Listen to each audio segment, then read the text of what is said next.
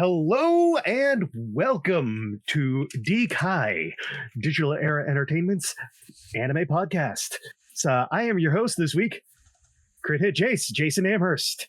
And if you are watching us live here on Twitch or watching the VOD later on YouTube, you see we have video again, as we are not looking at New Type this time, but rather a program flyer from a convention, Animazement.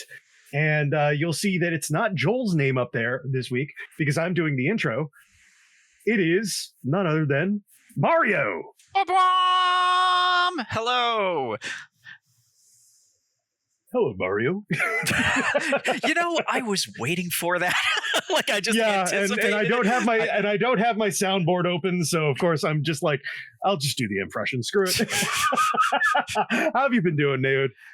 I've been living, taking breaths in, taking breaths out. Existing above the soil, not under it. So always a good baseline for day-to-day life, I suppose. Have you had a chance to watch anything good recently, anime or non? Certainly non-anime, but yeah, nothing apropos for the anime podcast. Although I did see a new trailer for Terminator Zero, which is one of the ones that I am going to make sure to go out of my way to finish or to watch I am once hyped it finally for that. Goes live. Production IG doing Terminator, yes, someone hook it to my veins. I mean, that was my reaction when I heard for the English dub that Timothy Oliphant was going to be the Terminator in the show. I'm just like, yes, please. please give me Hitman Justified. So nothing like a good dubcast to really draw you in for something, and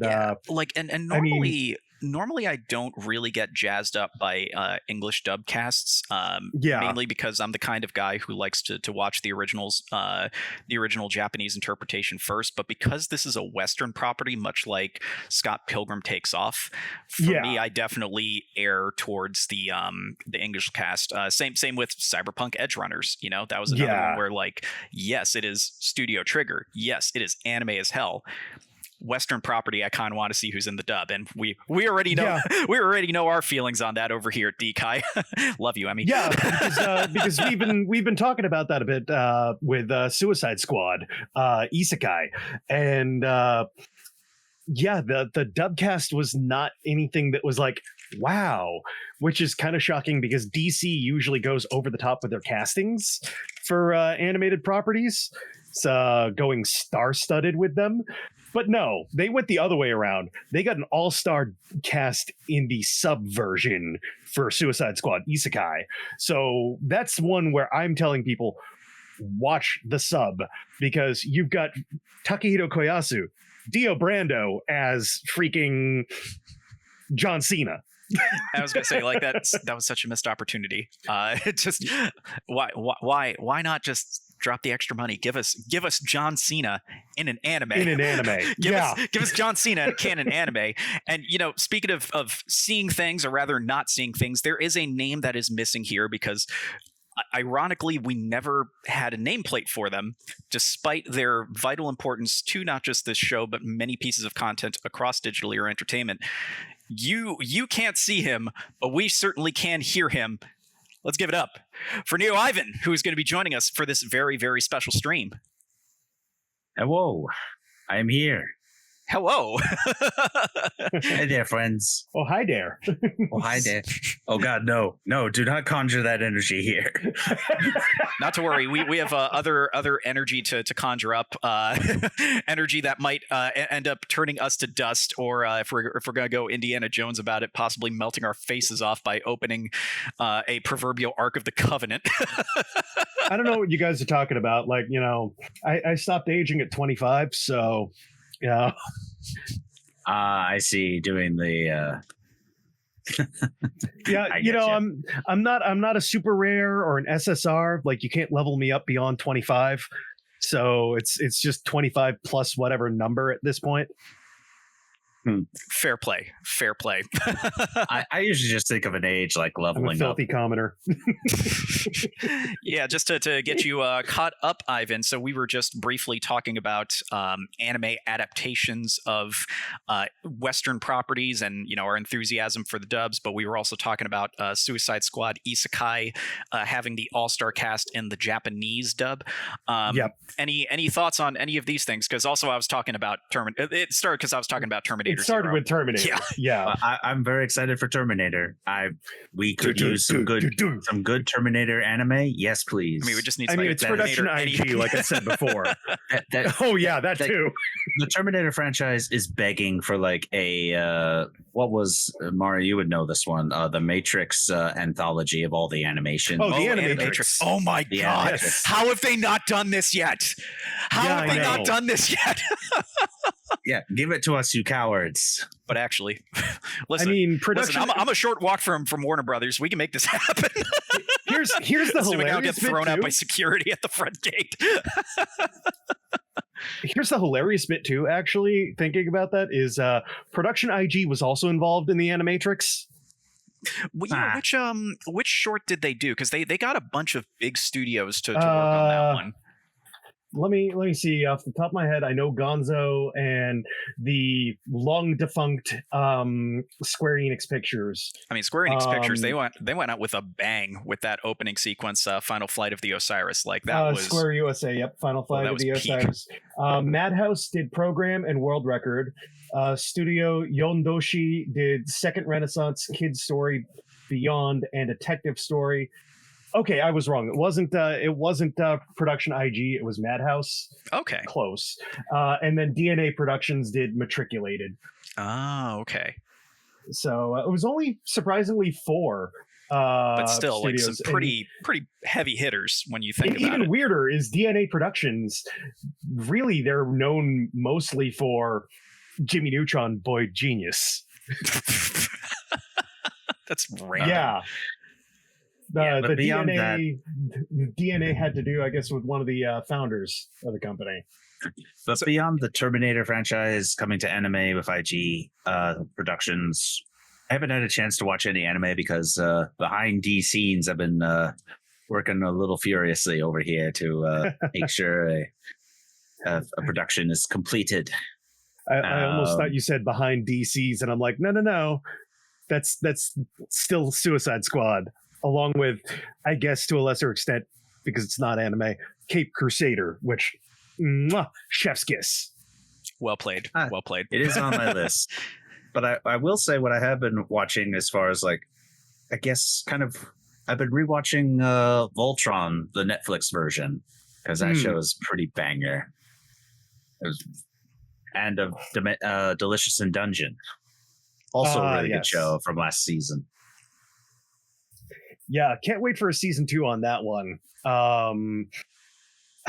Man, I'm still playing catch up with certain things while watching others as they're coming out, and it is quite the juggling act because now I realize that between all of the shows I'm watching, and I'm starting to get spread thin a little financially because of it. I need to start buying these services annually the way that I do with High Dive.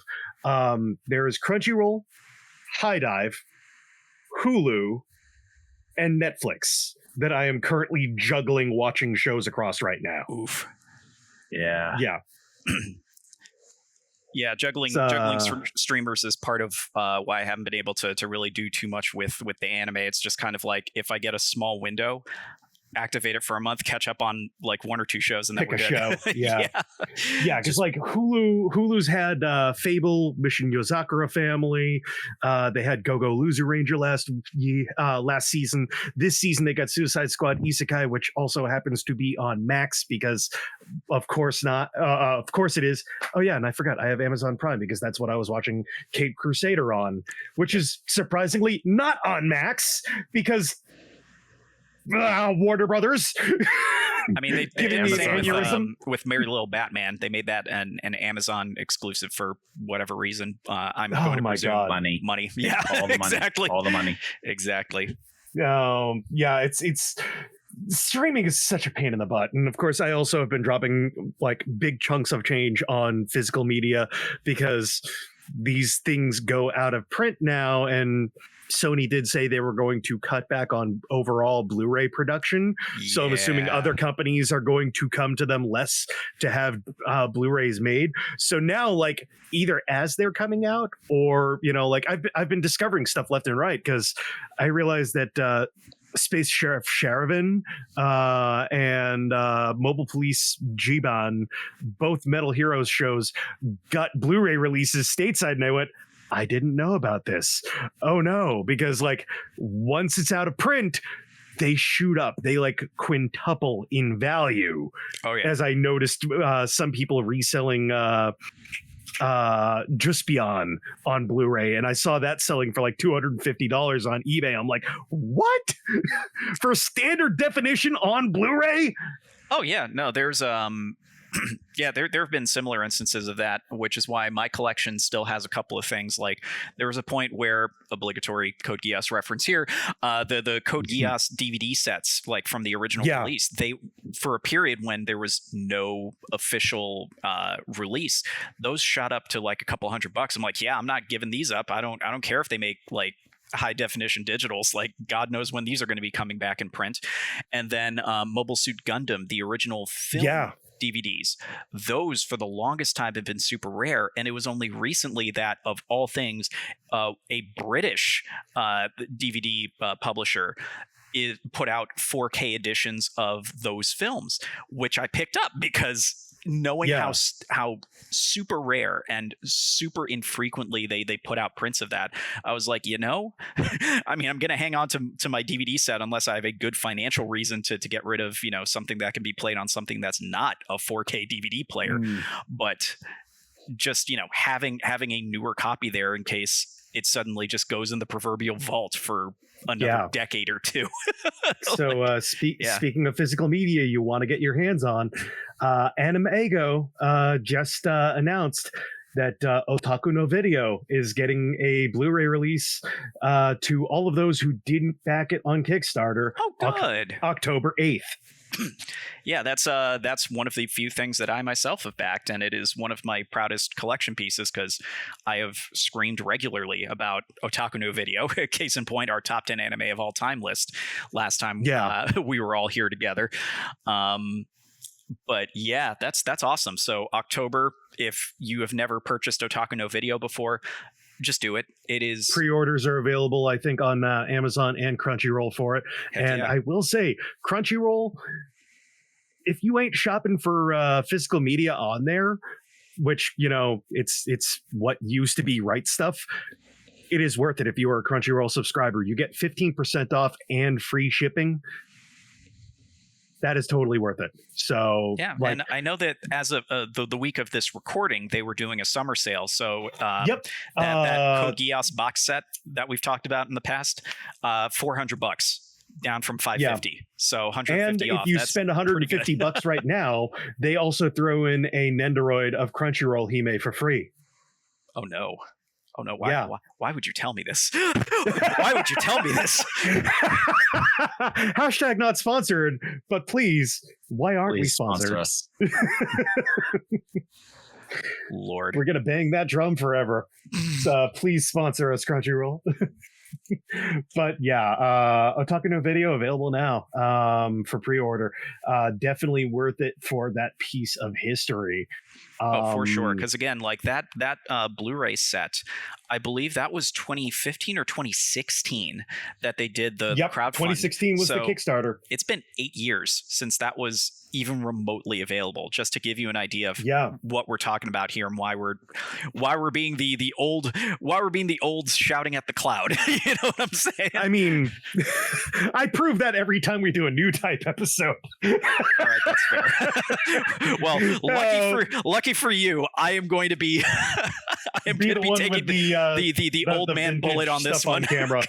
Considering what we have as our main feature for today. Yeah, but actually, no, I'm actually older than you, Mario. I mean, so I'm taking the bullet.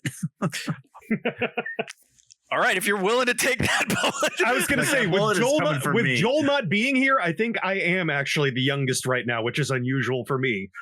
Yeah, it doesn't happen a lot, but it's weird that it happened once. Yeah. But I was going to say, since you are a contemporary. Shut up, Nathan. You shut your mouth in the chat. I mean, love you, Nathan. It's your birthday. But no, we keep on saying isekai for a reason. Hi-oh. Yeah. We're trying to That's find our revenge on him. Yeah. That's the story of Nathan's isekai. How do you get isekai'd? Too many isekai references. How does that affect things? Drinking. Just drinking game. He drank so much, a portal to another world. He drank himself into another world. There we go. There we go. That's the title. That's the title of Nathan's isekai. I played a drinking game and ended up in another world. Done. Oh my god! What alcohol caused this? I don't know. Ask the New York Snark Exchange. They gave it to him. Anywho. Yeah. Anyway. But age jokes aside, I mean, Jace, as a contemporary of ours, you definitely will appreciate elements of this period in our convention history. So this one, as I was joking about during pre-show, this is actually technically 2 months late, this particular anniversary stream. It's funny because this would be a year before I would go to my first con. Wow. We're gonna have to revisit that one next year. that would be Anime Boston, which again, as I brought up before we went live, next year marks 20 years of Anime Boston at that one location, which is kind of bittersweet because they are probably moving within the next year or two to a larger venue since they hit capacity on Saturday this past year. Oh damn. Well, for very similar reasons to why we're covering Animazement 04 this year. Big same for Anime Boston next year, because that was my first Anime Boston as well. That was also where we premiered the first trailer for the project that literally originated the very weekend we are about to cover through this program guide. Weirdly enough. So this was supposed to be an anniversary for the genesis of two of our projects, one of them being Resident Evil Bunny, which the original version is not publicly available on our YouTube channel, but the HD remake that we would go back to Animazement to shoot 3 years later, as well as elements of it being scattered throughout that remake and the subsequent Frankenstein version of the two unfinished sequels from later in the summer of 2004. That was originally shot at this particular Animazement. And what spurred the eventual idea for the skit that became Final Fantasy versus Kaiju Big Battle, which would become our first feature-length fan production here at Digital Era the following year, also had its origins during this weekend because of all things, one of the traveling companions of myself and Ivan randomly playing the song Scatman, which at that point I hadn't heard in like 10 years. So that is one of my go-tos at karaoke, just because the crowd always gets so hyped during it and you don't need to look at the screen to know the lyrics. I mean, yes and no. I mean, I've heard that song enough that I know the lyrics by heart, but I mean, fair enough. I digress. But yeah, so there's a lot that goes into this from the Digital Era side. That's why I was hoping to do an anniversary stream back at the end of May, because this iteration of Animazement took place May 28th through the 30th in 2004. So that was when Memorial Day fell. Ooh, excuse me. On that particular year.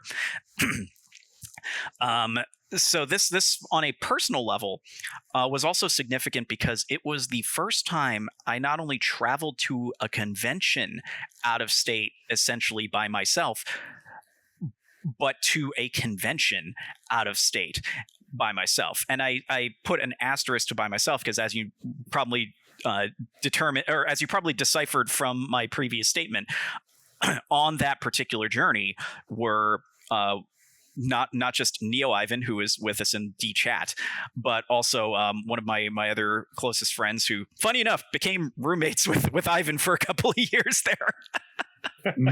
So in a weird way, this also sets up some personal history for Ivan. So there was a lot that kind of went into this convention, and because we've looked into these old anime magazines, and we certainly discussed our old convention memories, but I don't think we've ever taken a look at what I guess you could say is an artifact from these olden times. And because I managed to preserve this particular program guide for all these years, I thought, let's sit back and take a look at the days of anime cons from what essentially is the early boom period of modern anime fandom. While also, at least in the original intention, going through it as a low key anniversary for the Resident Evil Bunny project. And for those of you just joining us for the first time, I made sure to leave I'm dropping the playlist for the Resident Evil Bunny anthology that we have over at our YouTube channel. So feel free to check that out there at another time, because we're here to look through this. So let's just address the most immediate thing. The choice of attire by the mascots this particular year. The American Maid Cafe and the if I had to guess, I would say that would be a hoppy coat. But the fact that he's placing down sushi as if he's playing Go. Yeah, no, it's definitely got like a sushi restaurateur vibe, with the howdy and then the tied off apron. But yeah, very interesting choice. So I guess we're gonna get some wings, or I'm sorry, we're gonna get some sushi over at Hushi's. Hushi's. That was certainly a choice. That was a choice. Yeah. All right, let's open it up. So we'll be zooming in and out where possible. I do apologize for any shakiness that may occur, because I'm going to be literally maneuvering the camera up and down. So yeah, first up here we've got a full map of the convention area. I don't know how well you remember the Sheraton Hotel that they did this at, Ivan. I remember it. Okay, like, obviously don't ask me where exactly on the map the dealers hall or whatnot were, but no worries. I'm not putting us through a pop quiz, because even my memories are pop quiz hot shot. Yeah. Oh, I know the answer. Shoot the hostage. Wait, what? But no, it was thankfully the Sheraton Hotel is not as huge. For those of you in the chat who have been to MagFest, this venue is significantly smaller. The Sheraton Hotel in Animazement versus the National Gaylord over in National Harbor. But it was nice. It was also not like super crowded. And I remember there wasn't necessarily a Starbucks, but there was also like a cafe type thing where you could grab some food if you needed. It was, it's a Sheraton Hotel. Not much really to throw at there. It was a nice Sheraton Hotel. And yeah, so like the way I described the beginnings. Sorry, and I would also like to just say, like, if I'm remembering right, it was. I mean, I know cosplay existed in the States before I got into the scene, but it was just beginner cosplay. Like, it's hard to describe, but it was just like people were still in the beginning phases of making costumes and whatnot. At least when I entered. Like back in the day, there were no good wigs. They were horrible, hideous party wigs. So a lot of times you had to like dye your hair, style your hair as close to it as possible. Like myself, I used to have super long blonde hair. Like I got in trouble all the time in school because guys couldn't have hair touch their shoulders, and literally like I would have a principal come up to me and be like, you should be getting it trimmed soon. And like it gave him massive relief when I chopped my hair off to go to Anime Boston in 2005, because I cut my hair just a little bit shorter to style it to be Sanzo from Sayuki. And it's so funny because like costumes back then, you basically bought what you could at secondhand stores, Salvation Army, Goodwill, whatever. Yep. And then just tweaked it. And if you were really good, you could buy a pattern and modify a pattern, because that's what my Link costume was a modified Legolas pattern that was turned into Link's tunic instead for when I did that. But like, yeah, like cosplay is nowhere near what it is now. More like cosplay with a silent T, because you can get patterns for literally almost any outfit you can imagine. People are 3D printing props, 3D printing armor pieces. Like, it's crazy. Or seamstresses have had more than 20 years experience now. A couple of my friends sure as hell do. But I agree with you, Jace. One of my best costumes, which I won't name just so I can protect my identity in case any of you all weirdos out there go looking for it. I had to get separate pieces for that were my best. Well, actually, no, 3 pieces. But anyway, that I had to buy them and then alter them. And I suck at doing that. But they came out pretty good. Mario can attest to how mediocre good quality they were. But yeah, no, in 2004 it was absolutely like baby steps, baby's first cosplay, baby's first making costumes. And I didn't go with a costume. I did not get into the cosplay scene until a little bit later, 2005, 2006, then, and maybe 7. Then I stopped because A, it was too expensive. B, I don't have any seamstress. I can't sew. I can't do any of that. And see, to me, it wasn't worth the hassle. But getting back to Animazement, it was a nice, chill. Since this wasn't one of the big anime cons like Boston, New York, San Diego, or Los Angeles, or even, I don't think it was even big in Texas at that point yet, but it was just a nice, chill environment with a lot of people running around in costumes or cosplay, excuse me. And it was just a real nice place. Yeah, like the way I always describe how Animazement was back then, for those of you in the New York tri-state area familiar with it, it gave a very Anime Next vibe. It was basically an Anime Next sized mid-level convention. This was at a point where Animazement was starting to expand. So when we went 3 years later, which was same venue, they were at the point where they were finally outgrowing that location. So it's kind of apropos. We've been waxing nostalgic about, the Heinz for Anime Boston and how they're outgrowing their space. That was the same. It's a very similar journey to Animazement, because the following year they went into I think it was Durham proper. To the big convention center there, and they've been at convention centers ever since. So this was a convention that was expanding, but was very much like that mid-level vibe. So again, it had a much less chaotic atmosphere. It was a lot easier to socialize with people. It had a more laid back vibe to it. I did actually, and we'll get to it once we go into the schedule and whatnot. I did participate in the cosplay contest. That was a core memory of sorts. That was the day that I said I am never going to do live vocals again until I get a goddamn microphone in my hand. And I didn't for 4 years. I kept to my word. Because funny enough, I mentioned Anime Next. It wouldn't be until Anime Next 4 years later that I would get a microphone in my hands for live music performances, which changed how I approached cosplay for that period onward.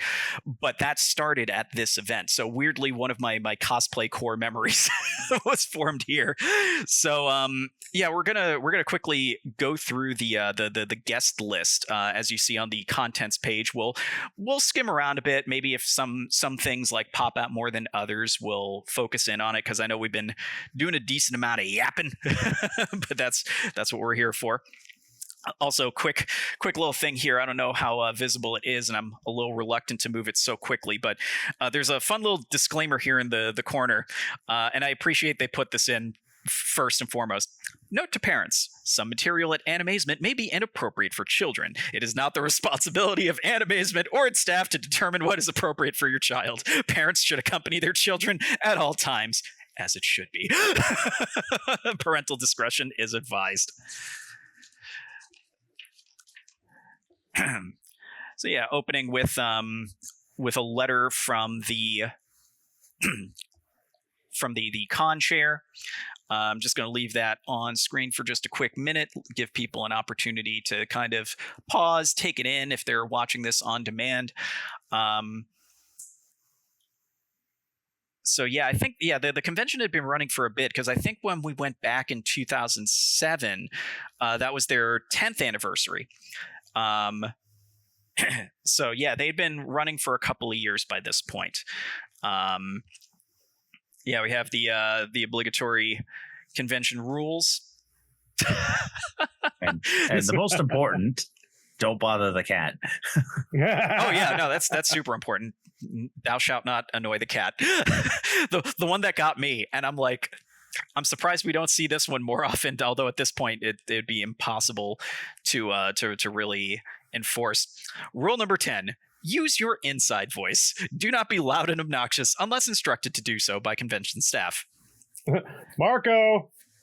I mean, over at MagFest, they have something similar with the anti-Colossus signs in more public spaces to be like, quit it. Don't do that. Which is, if you've never been to MagFest before, and if you go there and suddenly you hear the Colossus roar from the arcade game. Yeah, oh my God, y'all. I was just looking over the convention rules, and this one just prepare to wheeze dust if you understand all this. Oh no. Rule number 7: do not talk loudly in the video game or in the video rooms or heckle the anime. Leave your pagers, walkie-talkies, and cell phones off. There is a time and a place to be obnoxious. This isn't it. Pagers, y'all. Remember Nextel phones and how obnoxious those were? Remember Nokia's? Yeah, like this. I believe my cell phone at the time was one of those Nokia's. I forget the model number, but it was like the very distinctive one. Oh, I was going to say Nokia's flashbacks. Well, I'm officially turning to dust now. Jace, you're in charge. Wow. Hey, the middle one turned to dust. I'm fine. I was gonna say, I think I have one of those in my attic still, because I liked the faceplate so much. I wanted to hold on to it because it was Warrior of Light from Final Fantasy 1. Okay, that's actually pretty badass. and I found it at a convenience store of all places across the street from my high school. The one thing that I really like, we don't. Sorry, rule number 14. This is very important. Bathe. The hotel provides soap for a reason. It's amazing that was in the rules as far back as 2004, considering that people to this day still do not seem to understand the concept of soap. Boy, I say boy, and girls and those who are in between. You have a bar of soap for a reason. It's for free, son. It's free. It's free. Understand the concept of hygiene. It is free bathing materials, son, girl, and those in between. It's for free. Use it. It's just sitting there waiting for y'all to use. By the way, the point I wanted to make was that if you go back one page real quick. Oh, yes. I really like the cutesy and it has an amateurish vibe to it, the artwork, but it's charming and it's really nice. It's not like, and it's not super professional, and it's just like, this is part of the nostalgia for me, but it's like there's something really nice about it not having super professional touch-ups and professional hands all over something like this, if you know what I mean. It's like, it's almost like a work of love. Yeah, no, it has like this homemade vibe to it, as in like, because this is still very much a fan convention in its early years, giving off that homegrown, this was done by by your buddy down the road kind of thing, as opposed to something that is trying to be very commercial, very hyper stylized, something that's trying to go for mass market appeal. This is very much like anime con from your local college vibes. So yeah, no, I agree. There's definitely that for some of this booklet artwork for sure. So we've got our guest lineup for the convention. And one thing I know I've certainly noted in the past when talking about Animazement, they always went really hard on the Japanese guests in particular. Like they've gotten some good polls over the years. So like if you're really into Japanese seiyuu, Animazement is easily one of the places to go. So I'm just looking through this year's, because a bunch of these. Okay, so it looks like we've got a mix of seiyuu and staff here. Yeah, so we have Akira Kamiya, Chika Sakamoto, Koichi Tsunoda, Yasuo Yamaguchi, Yu Watase. That's a familiar name. Yeah. And then we start going into the English guests, which we'll get into in a minute. Yeah, I'm just looking through. So yeah, Yu Watase of Fushigi Yugi fame. Yep. Damn, God. That takes me back. Like that is some vintage Bishoujo right there. Oh. Yeah, and Tsunoda-san worked on shows like Devilman, Mazinger Z, Space Battleship Yamato.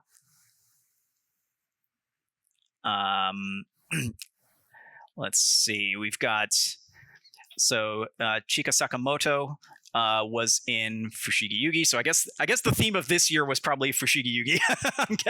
I'm getting that vibe based off of this. Oh, okay. Star Healer in Sailor Moon Stars. There we go. Yep. Which we would not get for like another almost 10 years after that, I think. Yeah, and Kamiya, he's best known as Kenshiro from OG Fist of the North Star. Yep. Interesting fact that they throw in here, he apparently did the voice of James Bond in GoldenEye and Tomorrow Never Dies, so I guess he's the Japanese Pierce Brosnan.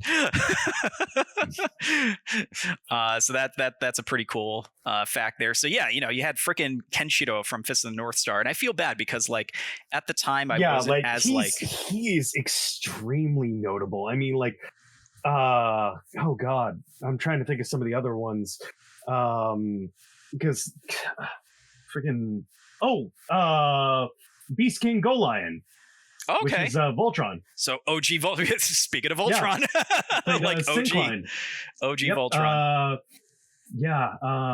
God. And actually, it's funny because this just keeps on coming back to the surface. I saw it in a meme recently too, because of the Olympics. City Hunter, actually. Yeah. It just had a movie on Netflix. Mm-hmm. And yep, Kamiya was Ryo Saiba in a City Hunter. Oh my God! So I'm looking at Mary Evans' credit, and the first sentence, wheeze and dust, because the way this is phrased. Mary voicing Kaken in the upcoming series Miami Guns. Oh, my God. That's the one. I loved that show. Miami Guns. If you don't know what that show is, it is basically a parody of American law enforcement in 2004. It is glorious. Yeah. I love that. Oh, I haven't thought about Miami Guns in forever. Oh, I have the DVD. It's only one season, but to be honest, it is a show that was beginning to, towards the end, was beginning to wear thin. But so short, but one season, but sweet and to the point and ridiculous, and I love it. He's also the voice of Kinnikuman, actually. Oh wait, who? Kamiya? Kamiya, yeah. Oh dang. So we had freaking Kinnikuman original flavor. Yeah. Like I'm just like, why does that sound familiar? I heard it recently. It's like, oh yeah, he even came back recently for like a cameo in the new one. Yeah. From what I was reading, and I'm just like, geez, hell, he's in Slayer's Gorgeous. Like, my God, he is like everything. Fun fact about Mary Evans: she and her partner were at a panel that did a live showing of the first couple of episodes of Miami Guns. Oh wow! So they were able to, like, you know, I think I remember telling you about this. Either it was live show or they did something afterwards. Like first the show came on out, or it was premiered, or they showed a few episodes and then they did a Q&A. But that was really, really wholesome and really fun for them to watch along with us. I need to watch Aladdin in Japanese now. He voiced Iago. Oh wow. Yeah. Hey, you want to hear Kenshiro from Fist of the North Star doing his best Gilbert Gottfried in Japanese? Now I've just got this image in my head. Omae wa mo shinderu. That one's for you, Dane. I don't think you'll hear that, but if only Gilbert Gottfried was still around, I would genuinely want to hear that. Just him doing a scene of Fist of the North Star in Japanese. Sidebar: have you seen Gilbert Gottfried doing the Mortal Kombat theme? No. It is beautiful. Lame Genie, before Gilbert Gottfried passed away, got him on Cameo to read off the names for a cover of the Mortal Kombat theme. Oh my God. Sub-Zero! So Raiden! So that's something for us to look forward to. Let's I was going to say, definitely stay on track. Throw that in our Discord, because, oh, buddy. If y'all want to hear that, check out the music channel on the Discord. Yes. Link is in the chat. It sure is going to be music. All right, so from the American side, we've already had Mary Evans. We now have Nicole B. Gibson, Scott Huell, Charles D. Rice, and Crystal Waters. That is a great name. So yeah, a lot of them, it looks like the main reason they're here was Miami Guns. You know, makes sense. Promote the upcoming show. And again, the main focus for Animazement traditionally has been on the Japanese guests, both on the production and seiyuu side. I do like that, actually, because a lot of places will get the dub actors, they will get the directors, and they will have like a few select, like, from Japan.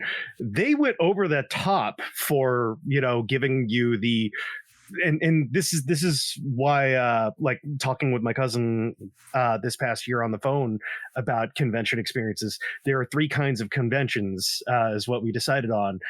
Culture cons, which focus on panels and guests of notoriety for, you know, Q&As and stuff like that, who have histories in the industry and stuff.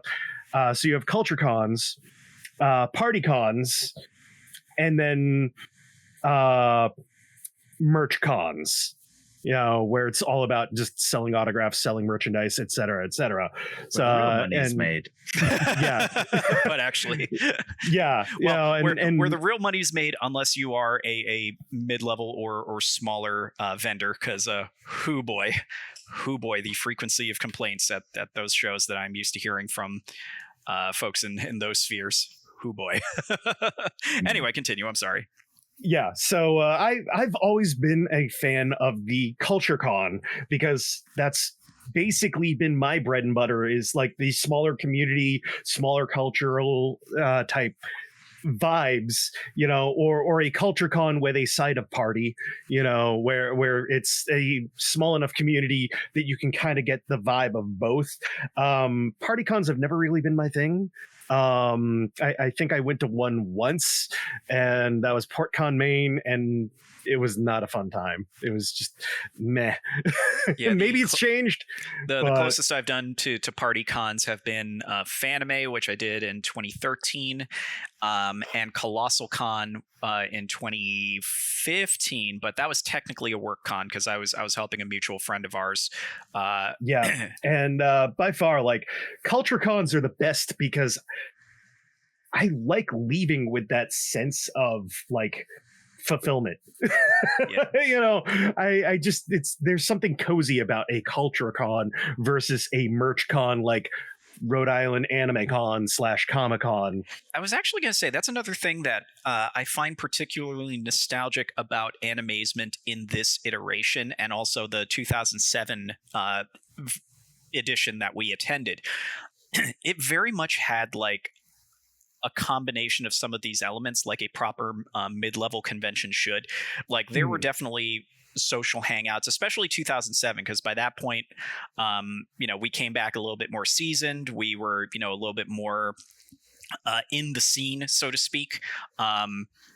Like Ivan, you probably remember the what was it, was it day 0 that we did that pool party with our traveling party? I think so, yeah. Yeah, so we were a little bit more savvy, so we were a little bit more able to socialize and enjoy the party atmosphere, but still take in the rest of it. Like that was the convention I first saw Code Geass at in 2007. So like there was that nice blend of, hey, let's go enjoy some anime, but also let's go hang out and make some friends. It was the right vibe, and a little bit of that is missing certainly in my life these days, because now I tend to go to conventions for work. So it's usually a lot of what Jace would probably term as the merch cons, because we're talking your anime expos, your anime MICs, and like those kinds of shows. Like I haven't had a chance to go to those for like other than being a guest at the Anime Expo that was online.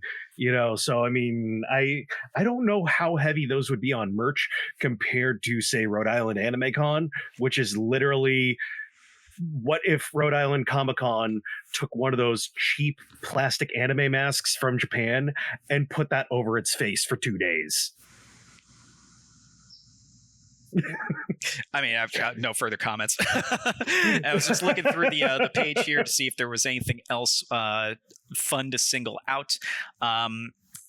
Not too much, although I appreciate lesson. They have the little cute Japanese lesson that is very cute, very wholesome. So we're gonna move on to the next page. Let's see what we've got. The daily schedule. Next? Ooh, this deschedule. Deschedule. So yeah, pretty standard stuff here. I love that that the video game room was in the Bull Durham room of the Sheraton down there in the Raleigh Durham area. That was pretty great. Also, video rooms. I feel like we've talked about this on the show in the past, like how that's become kind of a relic of the past because of how streaming has kind of supplanted the need for a video room. I like the community aspect of that sort of thing, but it all depends on what's showing, and I feel like at least with Anime Boston, the way they set up their video rooms is, there are some kind of retro rooms, that are older fare, but it's mostly newer things. And it's also at the I want to say at the behest of the sponsors, to choose what's being screened as well, for the most part. So like Discotheque and High Dive were sponsors of Anime Boston. So you had a lot of retro and a lot of the, basically like less Crunchyroll type, mainstream stuff. And of course, your first viewings of things sometimes, which was very rare back in the day, because as we talked about with New Type, there was about a 2-year roughly delay between like airing in Japan and home media / maybe airing on TV in America. Yep. because everything traveled a lot slower back in those days. So it's funny we mentioned Animego before, because looking over at the second page there, the dealers from the dealer's room, a few names pop out because some of them are still in some sense relevant, and others they bring back a particular nostalgia for this period of time. So among them, the ones that stuck out to me were Anime Palace, Anime Pavilion, Anime. Oh yeah. Yep. Anime Nation, which, fun fact, I still have a T-shirt from that is from my my third convention ever, the third and what became final Big Apple Anime Fest. Still have that shirt. It's going. Oh my god, that shirt can drink now. Let's see. Oh, this one, for specific reasons, WYSIWYG Inc. I remember them. I had friends who I think used to do like booth work for them back in the day, and that was how they got like, you know, some of their cosplay wigs basically either for free or for cheap. Oh wow, that's the throwback. But Central Park Media is the other one that really hit me there, because CPM. Oh god, I think I have a few of their things actually somewhere in my collection. Just glancing around, I'm like, I know I've got some CPM around here. I've got some US Manga Core. I've got all the old hits mixed in somewhere in the shelf. Yeah, like CPM. Just a super quick set of factoids about them. Among their ranks included Justin Savakis, who is the founder of Anime News Network. So he put in some time over at CPM. Peter Tatara, who we have spoken very highly of internally. He's been a big figure, especially in the New York scene, but in the greater anime scene, he basically championed anime in New York for the better part of a decade when it was struggling.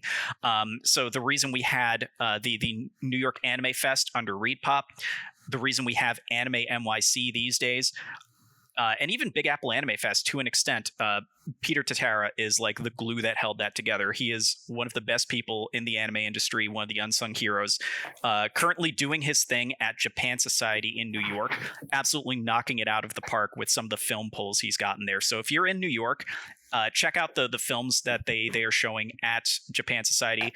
Peter's probably curated them. He knows his stuff. So RIP CPM, but also bless you CPM for existing. So just real quick for the CCGs and RPGs, this is what people were playing at the card game tables over 20 years ago. We have Legend of the Five Rings. There was a tournament as well as a demo. We have Warhammer. Of course. Warhammer. Initial Warhammer, D, which changes. apparently that had a TCG or an RPG of some sort. So I seem to vaguely remember seeing something about a TCG back in the day. Harry Potter, Duel Masters, Dot Hack Enemy had a demo. So there was a Dot Hack game at some point. I remember when that card game came out. So Whiz Kids, which includes Mage Knight, HeroClix. Oh my god, HeroClix. I haven't heard that name in so long. Freaking HeroClix. Oh man. And or Mech Warrior. Fair play. Magic, because gotta have Magic, gotta have the Yu-Gi-Oh! And Yu Yu Hakusho had a TCG at the time, so there was a tournament. I remember that because I had gotten a free card in Shonen Jump one time. So yeah, that's what people were playing there. So Thursday, it was a pre-con and some pre-convention videos. Ooh. So now we get to the events. We're not going to spend too long on this. We're just going to showcase, what was going on in general.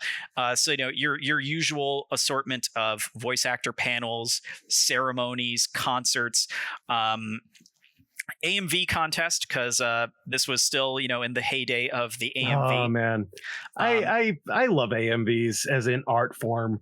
It's a shame that it's hard to post that sort of thing because companies are so overprotective of IP now that they don't want to see fan-made music videos and stuff exist. And not just that, again, it's much like with the video screening rooms. It's kind of fallen to the wayside just because you can post your stuff on YouTube or other video platforms of your choosing.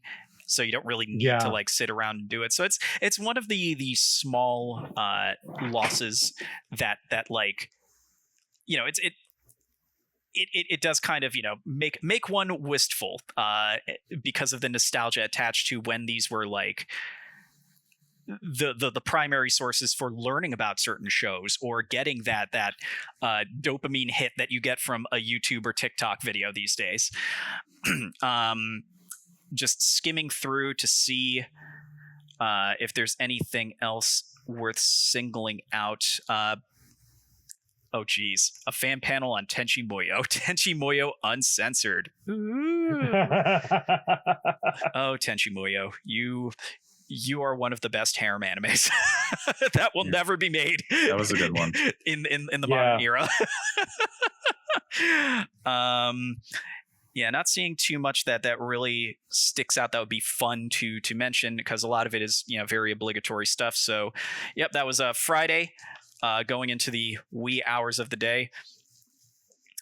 All right, Saturday. Yep, tea ceremony. That's cool. So cultural stuff, as we mentioned before, a judo demonstration, as well as karate and ninjutsu.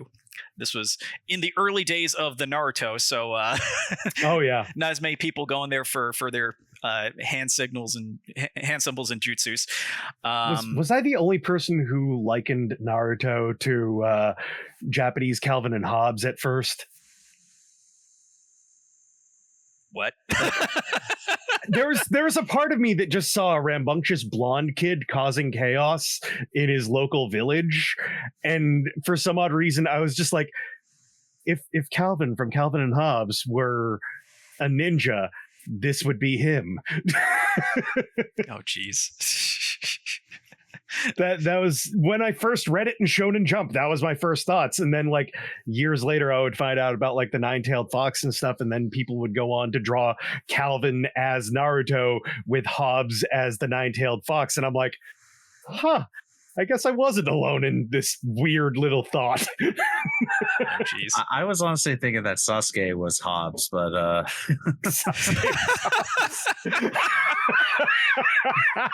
except he's real.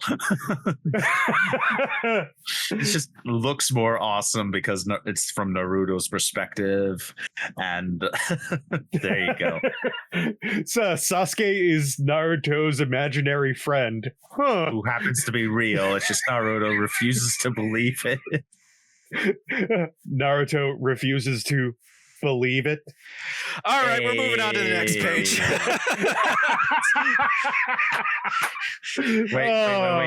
Wait, quiet. Hey, there we go. Perfect. Of course, Saturday would not be Saturday of an anime convention without the Cosplay Masquerade taking place that year from 7 to 10 p.m. I already gave my story about that, so we'll just move along. Like the Masquerade used to be, if I could just real quick, like the Masquerade used to be the reason why people went to cons in the first place, because they had shows, they had all kinds of stuff ready to go, and they just, speaking from my personal experience and watching and hanging around with a bunch of different groups at the time before I solidified with my friend group that I have now, oh boy, so many of them were just there for Saturday, just for this little moment, the Masquerade, and then they were like either going to go drinking or do other adult related stuff, or they're out. That was all that a lot of people looked forward to the Masquerades the most. And the culture with Cosplay Masquerade has morphed somewhat. It is still a very fundamental part of the experience, especially for people who are serious cosplayers or competitive cosplayers. But it's definitely changed in terms of the significance of it from a publicity perspective. Like, it used to be like the place that you kind of, you know, would make your name, so to speak. Now, because again, social media and all the things that come with that, there are other outlets for people who still want to put their work out there without having to get on a stage. But there's still a big scene. Like I've been following one of the folks who won an award at the first virtual Crunchyroll Expo during Hime's Cosplay Cup, and they've been consistently, like showcasing all these things that have really shown how much cosplay masquerade culture has evolved since these days. So like, it may not have the same prestige that it used to in terms of the overall convention experience, but it's still a fundamental part of it, and it's still one of the most creative things you can attend. Like the stuff that people are doing now, it's stuff that I was trying to like help pioneer almost 20 years ago. Like, and it's beautiful. It is so wonderful to see that. Yeah, I've seen trends come and go with those over the years, because like I've seen actual events at conventions pop up from the trends that have evolved as a part of masquerades, because at one point masquerades started to develop a bunch of dance routines, kind of overpopulating what originally had people pre-recording sketches and stuff like that. And so I started seeing conventions start doing separate cosplay events for people who do just dance routines. And it kind of blows my mind how the masquerade has kind of evolved into smaller but somewhat equal events, actually. Yeah, it depends from event to event, how they handle it. But like, in terms of the general vibe, it is very different, but it has become very much an evolved version of what it used to be. So, even at the small shows, they still have a stage if you are willing to be on it. So let me just move this out of the way. This is like a full list of some of the stuff that they showed there. Like, this would take forever for us to kind of go through. I'm gonna save this page for last, just so we can like get a nice close up of it once we start to wind down. It's a wall of text. Yeah, seriously. So of course, thanking all the people who put this event together. So you've got your obligatory staff role, so to speak. Another gaze at the map in case you missed it on the first page for some reason. Highlights of the main events. We can learn how to say the months in Japanese. So, hey. So, of course, somebody in a Caraberos costume. Oh, geez, you're right. Yeah. Yeah. It's Card captors of the cloud. Expect the unexpected now. Yeah. Card captors of mystic adventure. God, that freaking dumb.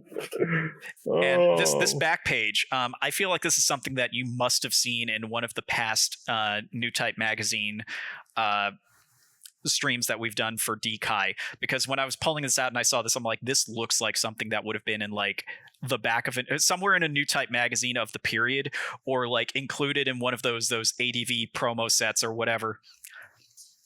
Dead Leaves. Oh, that was such an acid trip of a movie. Production IG, of course. Weirdly bringing it back. I didn't even think of that. Oh, geez, because talking about Terminator, I didn't even process that. Wow. All comes back to Studio IG, at least for this podcast. For real. Here's the other thing. Directed by Hiroyuki Imaishi, the guy behind Gainax and later Trigger. Yeah, this, just looking at the screen caps. Very much everything. Like, it is just that Trigger style in its infancy. Oh, for sure. Like, again, just looking at the screen caps at the bottom, it's just I don't think Joel's ever seen this, and I think we need to do a viewing night for this, because it is a trippy freaking movie. And it came out later that summer, August 2004. Like, what even? So I'm gonna. I don't think it ever aired on TV either, too, because of the content. It was very edgy and weird. Yeah, no, that's putting it mildly, based off of what's there. So I'm gonna bring down our camera. Whoop. Get as much in the frame as we possibly can. We're not going to go through all of this, but I am going to quickly skim through, and feel free to shout out anything that catches your eye. I know the middle is a little bit weird there. So apologies for the shadowing on the middle, but kind of looks like a cat tried to punch through it. Wow. I mean, I'm just looking at this because there's definitely some fan subs mixed in with there, because I'm seeing Futari wa Pretty Cure 1 and 2. So, of course, Pretty Cure wouldn't see a license in the States for years. Oh yeah, no. They to be fair, like when they showed Code Geass, that was very much not an official Code Geass. It was a fan sub, and they were running Macross 7, Oron Host Club, and Code Geass on the hotel's closed circuit channels. Yeah. So that was the thing they could get away with back then. Yeah, I see Macross Zero. That was a recent addition to, or at least a year old, I think. Yeah, it was still very new at the time, because I think Macross Zero was like 2003, 2004. I remember seeing that at Techie Showcon and AnimeCon by Pittsburgh, and it blew my mind away for how awesome it was. I mean, it still slaps. Like they went hard it on still that slaps. The CGI animation for the dogfights are chef's kiss. I mean, for the time, it was like, this is better CGI than most video games. Yeah, I'm not kidding. No, for real. Like, it was real good. And speaking of, fan projects, the one that stuck out immediately, and I think this was one of the first times I ever saw it, Evangelion Redeath. The description: Pimp Gendo threatens mankind with the destructive power of Prince's 1999. Oh, baby.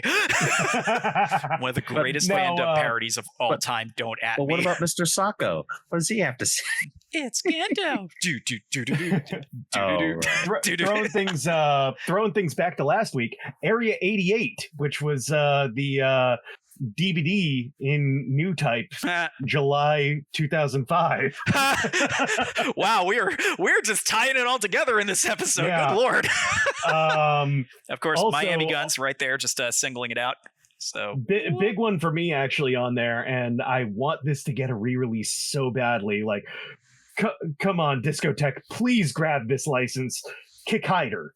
It was such a good anime. I remember watching that on Adult Swim. Just like, I think Sony was the one that actually put that out in the United States too, of all studios. Like, or it was a Sony Bandai joint when they published it, because it is also like a tokusatsu thing, because it's Shotaro Ishinomori. But like, Kikaider was such a good show. Yeah, man. Like there's a bunch of goodies that at the time were still contemporary, like Cromartie High School. They were showing that. This one stuck out very specifically because I have some friends who I've been thinking about lately that were super into this when it was popular. Kyokara Mao. I have friends who were obsessed with that show. Which we mentioned that last week too. No way. Because that was in new type. It was in new type. And I was like, that was one of the big BL series. As was the style at the time. You were either into Kyokara Mao or you were into Gravitation. Those were your two flavors of BL back in the day, until Black Butler came out and blew both of them out of the water. Also, shout out to the original Kino's Journey. Oh, yep. So let's flip to the other side, and then we'll start to wind this one down. Let me just make sure I've got this in frame. There we go. Okay. Just skimming through to see if there's anything else that sticks out. Ooh, Planetes. Ooh, I don't think I've ever actually seen that. That's one that I've been meaning to, because I've, it's one of those that was a gorgeous OVA. And I heard, it's one of those like critically acclaimed ones. Yeah. Ooh. I've never seen it, but I've heard of it. Vice Cruise OVA. Oh, geez. Wolf's Raid. Oh, God. Let's go. Okay, so literally at Anime Boston this past year, one of my friends, who is a staffer at Pop Cult, completely fangirled out and bought like 4 or 5 actual import posters from Japan of Vice Cruise. And I will say that DVD back in the day was also totally worth it, because it featured outtakes, something that I wish that they would do. Oh, that's good. That's good. Yeah. The outtakes have been preserved on YouTube. I will actually drop a link to some of them in anime on our Discord. You want another early to mid 2000s starter pack throwback? Legend of Snow White pre-tier. That's right. They showed freaking pre-tier at this. Oh my god. That was one of Marissa's all-time favorites. Oh. That was a reverse harem magical girl show. And I remember watching that on Anime Network back in the day. Oh my god. One Piece. They were showing One Piece because again, it was a few years into its run at that point. Yu Yu Hakusho, because hell yeah, Yu Yu Hakusho. I'm just trying to see. Oh, Tenjo Tenge. Remember when that was a thing? Oh god, I remember that too. Oh, that sure was a thing for a while. That was a thing. So speaking of things that will never be made in the 2020s and beyond, oh boy, a lot was not okay in that. Space Adventure Cobra for those of a certain vintage who want their fan service 80s style. Samurai Deeper Kyo. Oh geez. Oh god, I remember that one too. Yeah. Stuff that I watched on the Anime Network back in the day. On demand. Anything else popping out to any of you all before we throw it back and start to wind this one down? Because I know we started a few minutes late, so that's why I was going a little bit long. Can't really read the text too much, but that's okay. I mean, I'm kind of squinting a little bit here and there and going like, okay, what is that? Which indiscernible blob strikes out to you the most? Honestly, all of it. Well, Read or Die is another one that stands out to me. Read or Die. Well, Sergeant specifically Read or Die TV. The description being continuing where the Read or Die OVAs left off. A trio of paper-wielding sisters are hired to find Yomiko Reedman. That was another one that Marissa had cosplayed like back in the day.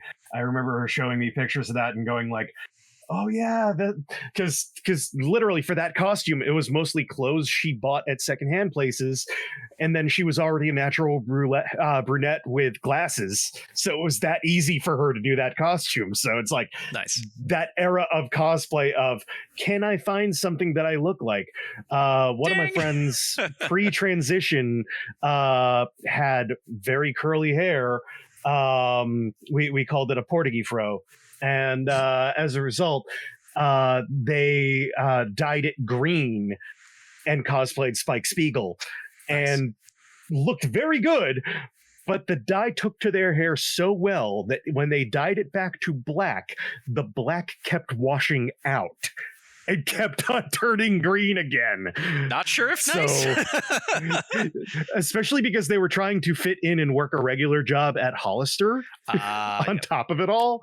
So it was just like, weird hair colors back in like the mid 2000s. How dare! How dare! How dare you, sir?